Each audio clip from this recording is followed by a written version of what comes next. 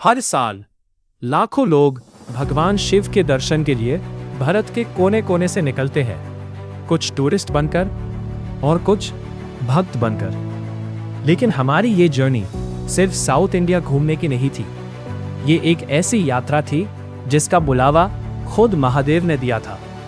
कहते हैं 12 ज्योतिर्लिंगों में से एक रामेश्वरम, जहां शिव और श्री राम की कहानी एक साथ शुरू होती है। वही स्थल जहां भगवान श्री राम ने लंका विजय के बाद स्वयं शिवलिंग की स्थापना की थी, और उसी पवित्र भूमि पर आज भी राम सेतु की कहानियां समुंदर की लहरों के साथ जिंदा है। लेकिन इस यात्रा में सिर्फ शिव ही नहीं मिले। हम पहुंचे भारत के उस आखिरी कोने तक जहां के बाद सिर्फ समुंदर है और उसके पार श्रीलंका।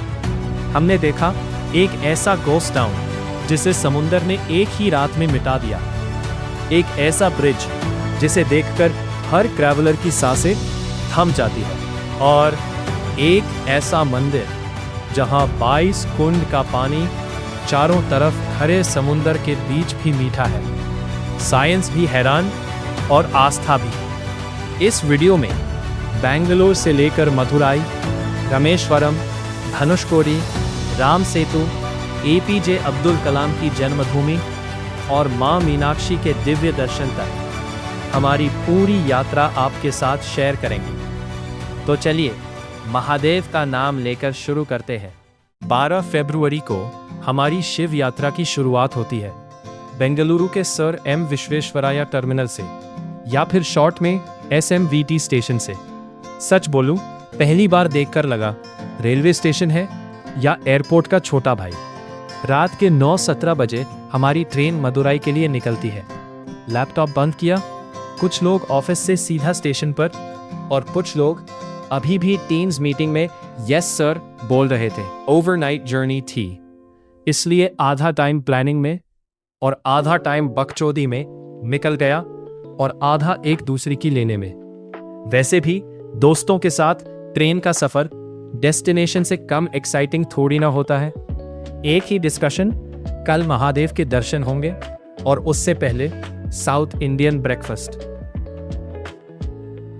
मदुराई से रामेश्वरम तक लगभग 4 से 5 घंटे का सफर है। पब्लिक बसेस भी इजीली मिल जाती हैं और प्राइवेट ऑप्शंस भी अवेलेबल हैं। लेकिन इस रूट की सबसे खास बात है कि जितना पास रामेश्वरम आता है उतना ही एक्साइटमेंट बढ़ता जाता है। कोकोनट ट्रीज, छोटे छोटे विलेजेस, समुंदर की ठंडी हवा, और फिर एक ऐसा मोमेंट आता है जो शायद हर ट्रैवलर की बकेट लिस्ट में होना चाहिए, पंबन ब्रिज। लेकिन ये सिर्फ कोई ब्रिज नहीं, ये भारत के सबसे खूबसूरत सी रूट्स में से एक है। और इसके बाद हम पहुंचने वाले हैं महादेव की नगरी रामेश्वरम। और फिर वो पल आ ही गया जिसका हमें सुबह से इंतजार था, पंबन ब्रिज। यकीन मानिए, कैमरा इसका सिर्फ 50% ही कैप्चर कर पाता है। असली खूबसूरती तो आंखों से देखने में है। दोनों तरफ नीला हरा क्रिस्टल क्लियर समुंदर, छोटी छोटी फिशिंग बोट्स, दूर तक बस पानी ही पानी, और उन सब के बीच ये इंजीनियरिंग का कमाल। 1914 में बना पाम्बन रेलवे ब्रिज भारत का पहला सी ब्रिज था, लगभग 2.3 किलोमीटर लंबा, और उस जमाने में इसका बीच का हिस्सा खुल जाता था ताकि बड़े शिप्स आसानी से निकल सके। सोचो, 100 साल पहले समुंदर के ऊपर इतना बड़ा ब्रिज बनाना अपने आप में इंजीनियरिंग का चमत्कार था। आज उसके पास ही बना है नया पाम्बन वर्टिकल लिफ्ट ब्रिज, जो इंडिया का पहला वर्टिकल लिफ्ट रेलवे ब्रिज है। टेक्नोलॉजी बदल गई, लेकिन पाम्बन का चार्म आज भी वही है। लगभग दोपहर के 1 बजे हम रामेश्वरम पहुंच गए और बिना टाइम वेस्ट किए निकल पड़े भारत के आखिरी कोने की तरफ। ऑटो जैसे ही धनुषकोडी रोड पर चढ़ा, हम सब एकदम चुप हो गए, क्योंकि ऐसी रोड हमने पहले कभी नहीं देखी थी। एक तरफ बे ऑफ बंगाल, दूसरी तरफ इंडियन ओशन, और बीच में बस एक पतली सी रोड। ऐसा लग रहा था जैसे समुंदर के ऊपर ही सफर कर रहे हो। और कुछ ही देर बाद हम पहुंच गए अरीचल मुनाई, भारत का आखिरी जमीनी कोना। यहाँ से आगे बस समुंदर और उसके पार श्रीलंका। ना मोबाइल नेटवर्क, ना शहर का शोर, बस हवा, लहरें और एक अजीब सी शांति। शायद इसीलिए इस जगह को सिर्फ देखा नहीं, महसूस किया जाता है। हमने भी यहाँ फोटोज कम और बकचोदी ज्यादा की। कभी हवा से लड़ना, कभी समुंदर के पास चिल्लाना, कभी बिना वजह दौड़ना। दोस्ती की असली मेमोरीज शायद ऐसी ही जगहों पर बनती है। वापस आते हुए हम विभीषण टेम्पल गए। रामायण के अनुसार लंका के राजा रावण के भाई विभीषण ने यही भगवान श्री राम का साथ दिया था। और फिर हमने देखे वो मशहूर फ्लोटिंग स्टोन्स। कहते हैं राम सेतु के निर्माण में इसी तरह के पत्थरों का इस्तेमाल हुआ था। विज्ञान इस पर अलग राय रखता है, आस्था अलग। शाम तक हमने दर्शन के लिए लुंगी और जरूरी कपड़े भी खरीद लिए और जिंदगी के सबसे पवित्र दर्शन के लिए तैयार होना था। लेकिन रामेश्वरम में दर्शन सिर्फ मंदिर के अंदर से शुरू नहीं होते, उससे पहले होता है अग्नि तीर्थम, 22 कुंड स्नान और एक ऐसा रहस्य जो आज तक विज्ञान को भी सोचने पर मजबूर करता है। चलिए मिलते हैं महादेव से। सुबह के 3 बजे अलार्म से पहले ही आंख खुल गई। शायद जब बुलावा महादेव का हो तो नींद भी अपने आप टूट जाती है। बाहर निकले और पूरा रामेश्वरम जाग चुका था। किसी के हाथ में पूजा की थाली, कोई हर हर महादेव का जाप कर रहा था। और फिर पहली बार सामने नजर आया श्री रमनाथ स्वामी टेम्पल, भारत के 12 ज्योतिर्लिंगों में से एक और 4 धाम यात्रा का भी एक पवित्र धाम।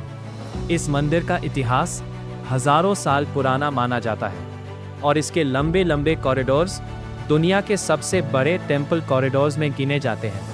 हर पिलर, हर नकाशी ऐसा लगता है जैसे पत्थर नहीं, भक्ति बोल रही हो। बस एक ही आस लेकर चल रहे थे, महादेव के दर्शन।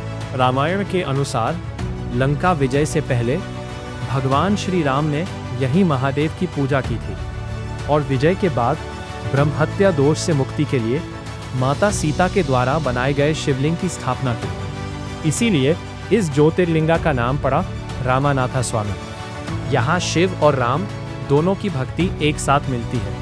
शायद इसी वजह से ये धाम इतना अद्भुत माना जाता है। सुबह सुबह सबसे पहले हमने किया मणि दर्शन। महाशिवरात्रि का समय था, इसलिए भक्तों की भीड़ देखकर ही समझ आ गया आज सब्र की भी परीक्षा होने वाली है। लगभग 2 से 3 घंटे लाइन में खड़े रहने के बाद ये पहला दर्शन पूरा हुआ। और अब वो परंपरा जो हर भक्त निभाता है, अग्नि तीर्थम स्नान। मंदिर के बिल्कुल सामने, समुंदर के किनारे, उगते हुए सूरज के सामने, समुंदर में खड़े होकर महादेव का नाम लेना, सच कहूं ये शब्द में बयान ही नहीं किया जा सकता। लेकिन रामेश्वरम की सबसे अनोखी परंपरा अब शुरू होती है। 22 कुंड स्नान।